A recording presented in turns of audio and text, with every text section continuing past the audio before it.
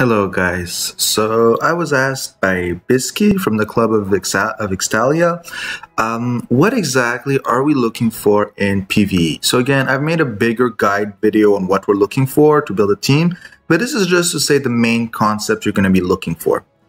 So in PVE, the first thing you're going to notice is a lot of the strikers are going to be much weaker. So in PVE, having a healing goalkeeper is going to be much more valuable than in other modes, especially since in PvP this is reduced. So something like a Lucian, an Isilla, a Zibroy is going to have a pretty decent advantage, even now a Black Tortoise.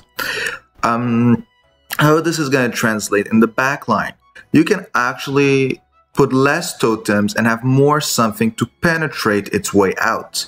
So if, for example, you want to throw an Aliyah in PvE, it's not that big of a deal compared to PvP. So for example, this team with a backline Malcolm is completely fine. Well, if you were in PvP, we all know the enemy team would move their striker in front of Malcolm and shoot him down, because he'd be the easiest one of the line to take out. On top of it, you can move Metatron for it to always be in front of the enemy in PvE. Now on a mid line, you gotta be aware they will not have as much reflex as PvP, but they're going to have more skill points. So that means more damage, usually more counterattack resistance, and less reflex. So you're no longer going to go for that little reflex value. Well, you can still. I'm not saying it's not going to work. I'm just saying it's not going to work as well, usually. So instead, what you're going to try to do is you're going to aim for damage. That's the second way of doing it in PvE. In PvP, it means nothing, because how high your damage can be, if you have no counterattack resistance and you're hitting a 4K reflex Metatron, she's going to live with one hype even if your entire team sacrifices themselves on her.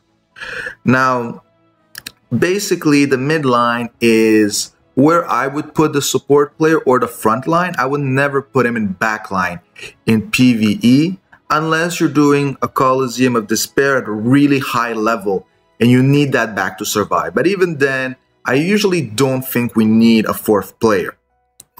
And for the front line, you're going to go for the current kind of player that has damage. It's not really relevant that he has crit. So players, again, like William, Vito, well, first of all, any legendary, Vito's, any high damage striker is going to do really well in PvE, because a lot of the time we just want the match to end as fast as possible. In PvE and PvE only, the two-passer front can still be viable, because usually on the second pass, the game is over.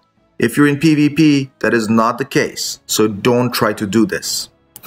So again, the front with two passers, an attacker and a striker with a strong damage striker. We don't care about him having 2,000-3,000 critical damage, because again, they're going to have very low critical resists.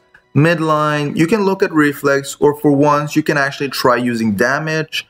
And backline, what is very common is to take either a midline attacker or a backline selfish attacker and use him to just penetrate his way out easily.